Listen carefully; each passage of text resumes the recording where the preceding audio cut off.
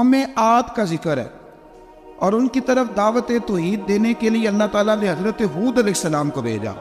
ہود علیہ السلام نے قوم سے کہا کہ میں تم سے کسی چیز کا اجر طلب نہیں کروں گا، میرا اجر میرے اللہ کے بارگاہ میں ہے، پاس تم اپنے رب سے بخشش مانگو، پھر اس کی بارگاہ میں توبہ کرو، اللہ تعالیٰ تم پر موسلادھار بارش برسائے گا اور تمہاری قوت میں اضافہ فرمائے گا۔ قوم عاد نے دعوت حق کو رد کیا اور ایمان نہ لائے، بلکہ ہود علیہ السلام پر طنز کیا۔ وہ کہنے لگے کہ ہمارے تو معبودوں نے، ہمارے بتوں نے معاذ اللہ آپ کو پاگل بنا دیا ہے، آپ کو مجنون بنا دیا ہے۔ الٹا حضرت ہود کو کہنے لگے اس لیے آپ ایسی باتیں کرتے۔ ہود علیہ السلام نے کہا میں اللہ کو گواہ بناتا ہوں اور تم بھی گواہ رہنا کہ میں تمہارے شرک سے بری ہوں اور میں اللہ پر توکل کرتا ہوں اور میں نے رسالت کا حق ادا کر دیا ہے۔ آیت نمبر 58 میں اللہ تعالیٰ نے فرمایا جب ہمارے عذاب کا وقت آ گیا تو ہم نے اپنی رحمت سے ہود اور ان کے ساتھ مومنوں کو نجات عطا کی۔ قوم عاد نے اللہ کی نشانیاں اور رسولوں کو جھٹلایا اور دنیا اور آخرت میں لعنت کے حقدار ہوئے۔ آیت نمبر 61 میں پھر سے حضرت صالح علیہ السلام اور ان کی قوم سمود کے حالات کو بیان کیا گیا ہے۔ حضرت صالح نے کہا ہے میری قوم اللہ وحدہ لا شریک کی عبادت کرو، اس سے بخشش طلب کرو، اس کی بارگاہ میں توبہ کرو، اس نے تمہیں زمین سے پیدا کیا ہے، اس پر آباد کیا ہے۔ جواب دیا ہے صالح ہمارے آباء و اجداد کے معبودوں کی عبادت کو روکنے سے پہلے ہمیں آپ سے بڑی امیدیں تھیں اور اب آپ ہمیں روکنے لگ گئے باپ دادا کے دین سے، لیکن اب ہمیں آپ کی دعوت کے بارے میں شکوک ہیں۔ صالح علیہ السلام نے اپنی قوم سے کہا کہ یہ اللہ کی اونٹنی ہے اور یہ تمہارے لیے نشانی ہے، اسے چرنے کے لیے آزاد چھوڑ دو اور اسے تکلیف نہ دینا، اللہ اکبر، ورنہ تمہیں عذاب پہنچے گا۔ انہوں نے اونٹنی کی کونچیں کاٹ ڈالی۔ صالح علیہ السلام نے کہا تم صرف 3 دن اپنے گھروں میں مزے اٹھا لو، 3 دن، پھر اللہ کا یقینی عذاب آئے گا۔ پھر ایک چنگاڑ نے ان کو آ دبوچا، وہ اپنے گھروں میں گھٹنوں کے بل اوندے پڑے رہ گئے۔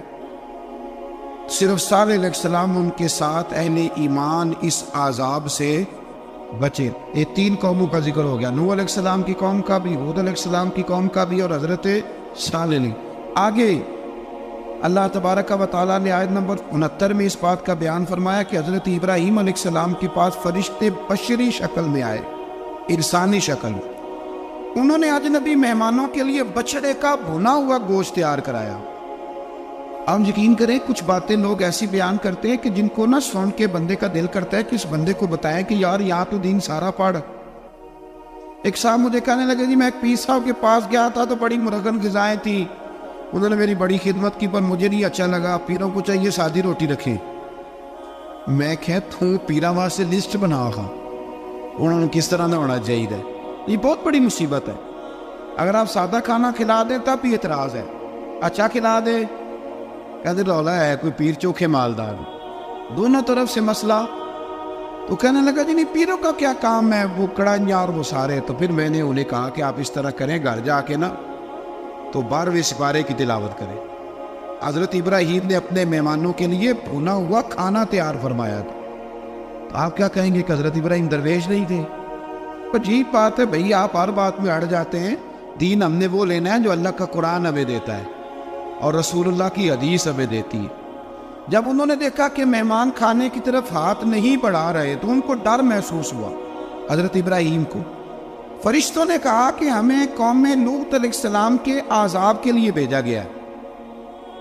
حضرت ابراہیم کی بیوی کھڑی تھی، اس پر وہ مسکرائی تو فرشتوں نے اللہ کی طرف سے انہیں حضرت اسحاق علیہ السلام اور اس کے بعد حضرت یعقوب علیہ السلام کی بشارت عطا۔ اسحاق علیہ السلام حضرت ابراہیم کے بیٹے ہیں اور یعقوب علیہ السلام پوتے ہیں، اور یعقوب علیہ السلام کے بیٹے یوسف علیہ السلام۔ ہاں اللہ اگر چاہے تو 7 نسلوں میں نبوت رکھ دیتا ہے اگر اس کی منشا ہے۔ تو حضرت یعقوب کی بشارت دی۔ انہوں نے حیرت سے کہا کہ ہم دونوں میاں بیوی تو بوڑھے ہیں، اس عمر میں اولاد کیسے ہوگی؟ تو فرشتوں نے جواب دیا اے ابراہیم کے گھر والوں، تم پر اللہ کی رحمتیں اور برکتیں ہوں، اللہ کی قدرت پر تمہیں کیوں تعجب ہے؟ اللہ فرماتا ہے کہ بیٹے کی بشارت سن کر ابراہیم کا خوف دور ہو گیا اور پھر وہ قوم لوط کے بارے میں گفتگو کرنے لگے۔ ابراہیم بہت بردبار، اللہ سے آہوزاری کرنے والے اور اس کی طرف رجوع کرنے والے تھے۔ اللہ تعالیٰ نے حضرت ابراہیم علیہ السلام کو فرمایا، اے ابراہیم، اس گزارش سے آپ گریزاں رہیں، اس کا یقینی فیصلہ ہو چکا ہے اور ان پر نہ ٹلنے والا عذاب نازل ہو کے رہے گا۔ وہ کیا گناہ کرتے تھے؟ لوط علیہ السلام کی قوم میں نے بتایا تھا، مرد مردوں سے بدفعلی کرتے۔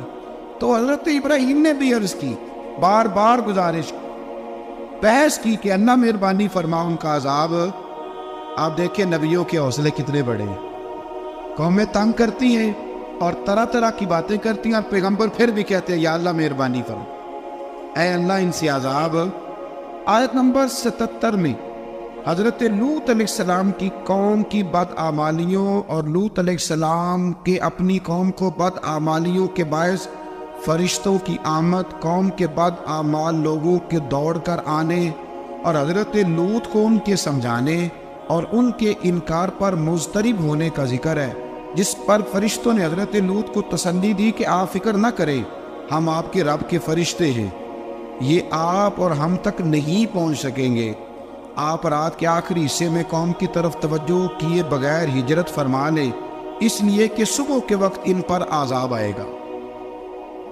جب اللہ کا عذاب آیا تو اس نے بستی کے اوپر کے حصے کو نیچے کر دیا اور قوم لوط کے اوپر اللہ کی طرف سے لگاتار نشان زدہ پتھر برسائے گئے، لگاتار پتھر آئے۔ آیت نمبر 84 میں اللہ تعالیٰ نے حضرت شعیب علیہ السلام اور ان کی قوم کا ذکر فرمایا ہے اور ان کے جرائم کو بیان کیا گیا ہے۔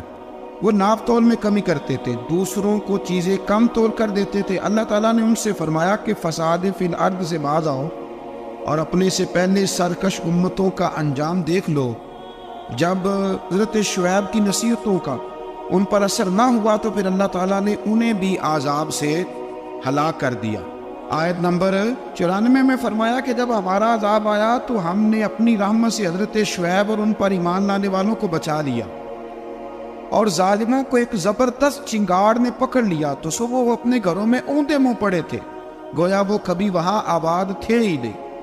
آیت نمبر 96 میں حضرت موسیٰ علیہ السلام کو عطا کیے جانے والے 9 معجزات کا ذکر ہے۔ پھر فرعون اور اس کے پیروکاروں کے باطل روش کے باعث ان کی ہلاکت کا بھی ذکر فرمایا، اور دنیا اور آخرت میں انہیں ملعون یعنی لعنتی قرار دیا۔ جن بستیوں کو اللہ تعالیٰ نے ہلاک کیا ان میں سے بعض کے آثار موجود ہیں اور بعض کے آثار تک معدوم ہو چکے، ان میں سے ہر بستی والے اپنے ظلم کے باعث ہی ہلاک ہوئے۔ اللہ تعالیٰ کسی پر ظلم نہیں فرماتا، لوگ خود اپنی جانوں پر ظلم کرتے ہیں۔ جو شخص عذاب آخرت سے ڈرتا ہے اس کے لیے اس میں نشانیاں